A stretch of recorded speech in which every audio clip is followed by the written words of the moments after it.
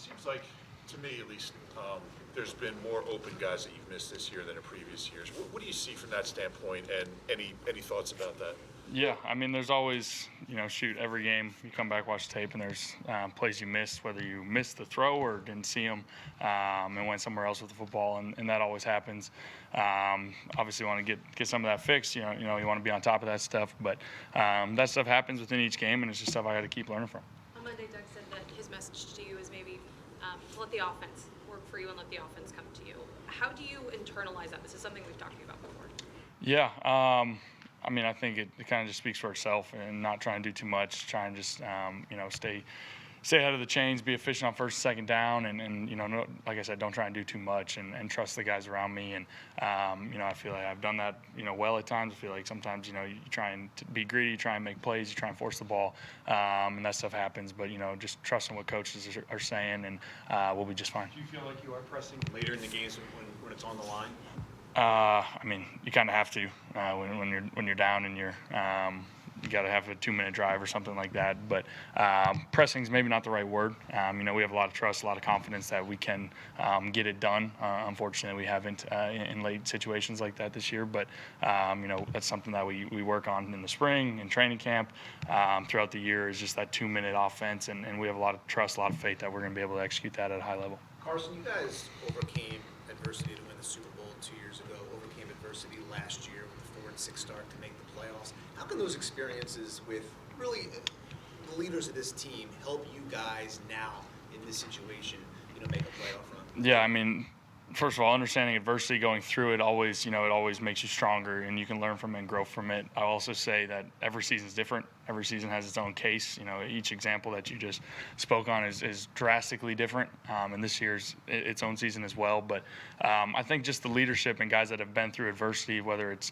in their life or within their career, or, especially within this organization, we've been through it together, are able to kind of pull some of the younger guys, the newer guys along, and just say, hey, keep trusting it, keep going after it every day. And I think leadership's done a good job of that.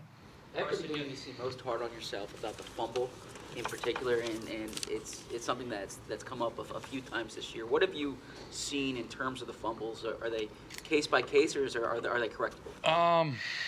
That's a good question. I mean, I think they're case by case a little bit. And it's always something, you come back, okay, I could have got rid of the ball there, or I should have just ate the sack, or whatever. But, it's something that I can just always keep learning from, and know, when to just eat it and take the sack, when to make the plays. And that's, like I've said before, always the fine line with kind of how I play this game is knowing, when to say enough's enough and when to try and make a play. And I'll be walking that fine line my whole career. On that fumble against the Patriots, what was that one? Would have loved to get rid of the ball. Would have loved to get rid of the ball, and the pocket was collapsing, and first of all, I got to tighten it up. I can't let it slip out like that, and put our defense in a bad situation like that. So I got to own that one. Carson, your respect for Russell Wilson really kind of shines through. Where does that come from? I was actually a big NC State fan when I was a kid. I was born in Raleigh, so my dad and everyone kind of raised us as Wolfpack fans. So when he came through there, rooted hard for him. Loved watching him play as a competitor, as a guy. Now getting to compete against him and with him on the field is pretty cool. But just a lot of respect for how he carries himself, how he plays the game. He's a playmaker out there, and he's fun to watch. You were, I guess, early high school when he was going through NC State. Yeah, I think that'd be right. Yep. Any games or stand out from watching him when you were younger? Not really. In particular, I just remember when he was at Wisconsin with that late Hail Mary, which I was obviously still rooting for the Wolfpack at that time, but he was at Wisconsin. I just remember that year with some of those plays he made, that his final season at Wisconsin. Did that influence the way that you played the game at all, watching him growing up? That's a good question. I think, just watching him as a player and his ability to create, I think was something that I really admired, and his athleticism, and something that I tried to, implement in my game a little bit. But at the same time, we're different players. He's, way quicker than I am, way faster than I am, but a lot of respect for how he can improvise and make plays. Carson, the team is hosting a high school football game today for those kids from Camden and Pleasantville that went through that traumatic experience last Friday. How proud are you of the organization that they're doing that for these kids that went through that situation last Friday? Yeah, very tough situation. You know, it's a tragedy in itself, and it's really unfortunate that it happened in a public setting the way it did at a football game. You know, it's Friday Night Lights. It's something that, you know, kids just dream about playing in. It's something that I'll cherish for the rest of my life, is playing Friday Night Lights. And when a tragedy like that happens, it's no fun. You hate to see it. You pray for the families and everyone involved. But like you said, I mean, it's really cool to see the organization step out and reach out to try and make a difference. You know, it might not undo what's happened, but just try and bring some joy and get all those families to just keep moving forward. And so it's cool that the organization's able to do that, you know, on a consistent basis when those types of things happen. The last time that you guys played the Seahawks, Nelson had one of his better games of his career. I don't know if you guys have watched the film of that game this week. But what have your conversations been with him? He's clearly struggling in some regards, and how have you tried to talk him up? Yeah, I mean, I have a lot of confidence, and I've said it before, a lot of confidence in Nelson.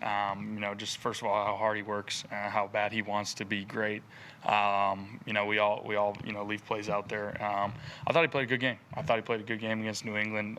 He put a lot of wins on tape, you know, whether he, you know, had the ball coming his way or not. So, you know, I have a lot of trust in him, and I'll keep finding him when it's there. Carson, after the game, you mentioned a couple times about how you might not have been on the same page, even the receivers might not have been on the same page a couple of times. So what have you guys done to address that? And are you pretty confident that that's not going to repeat these last 6 games? Yeah, I mean, it's a bummer, obviously, to try and correct it in hindsight. You know, those are some things that you want to get corrected in practice, and it's something that we've definitely already talked through, after the play, even on the sideline, and just making sure we're all on the same page and how we're seeing coverages and what we're seeing out there, and a lot of confidence going forward that stuff won't happen. Carson, what have you seen from that Seattle defense? A lot of changes in the secondary over the years, but Yeah. any schematic changes? Schematically, very similar. They'll mix it up a little bit more than they have in the past, coverage-wise.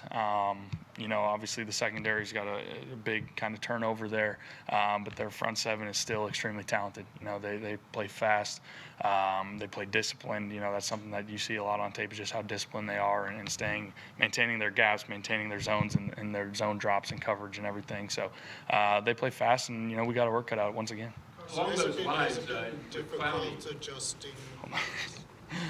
We'll come back to you later. Has it been difficult adjusting to all like the different skill position players you've had the last few weeks? I mean, you know, no Deshaun, no Alshon, Jordan Howard's out, Jay Ajayi's coming in, Jordan Matthews and everything. I mean, what has that been like? Yeah, I mean, it can definitely be tough, but I think it's something that, you know, I have a lot of confidence and trust with those guys, whether it's out in practice last week or whether it's in years prior, you know, with some of those guys. And, you know, just trying to get as many reps as you can out on the field with those guys when they are here, and then, you know, talking through it in the film room and everything. So I have a lot of confidence in our chemistry and everything going on out there that, you know, it'll be at a high level on Sunday. I would guess if they move Kalani around a lot, it's hard to really devise a blocking plan specifically for him. How do you, from your perspective, how do you handle that? How do you take special note of him every snap? It seems like almost every other week we're talking about a premier pass rusher in here, and Clowney is definitely one of them. You know, I think he's a guy that we highly respect, but at the same time we don't fear kind of anybody. That's kind of our mindset. So we're aware of him. And you know, we'll have a plan, you know, for when he kind of moves around and what he wants to do. But you know, we have a lot of respect for him, but at the same time we have a lot of trust and confidence in our guys to get it done up front. Carson, Zach's obviously a go-to guy for you on third down. Looked like Sunday they made a concerted effort on third down to take him away, using Gilmore a lot on him. Did that kind of complicate matters for you?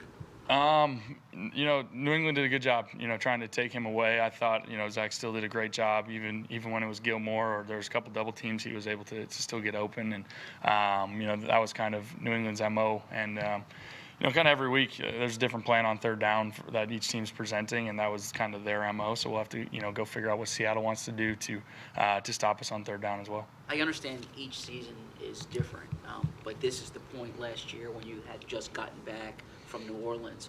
How do you feel big picture about where the team is this year relative the same time last year? Yeah, I mean, not to sound like a broken record, but it's just a new season. You know, at the end of the day, it's a different season. It's a different team. You know, we have a lot of the same leaders and everything, but you know, you think back to that and you realize kind of the adversity we faced and how we overcame it, and it's kind of the same mindset. You know, forget about what's behind us. You know, we're 5-5. It's a new season. You know, we got 6 games left. You know, hopefully we can go on a run, but it starts this week to go 1-0. That's always our goal, and you know, I have confidence that you know, guys are going to, you know, learn from their mistakes and grow from it. How much does them not playing as much cover 3 this season have to do with just Earl Thomas not being there anymore? That's a good question. I think it's just kind of the kind of evolution of their defense. I think also, you know, you know, over time, you know, teams start to kind of figure out what works against, you know, that scheme. So, you know, they're going to mix it up and do some things differently. And you could say maybe part of it is because of Earl's not there, but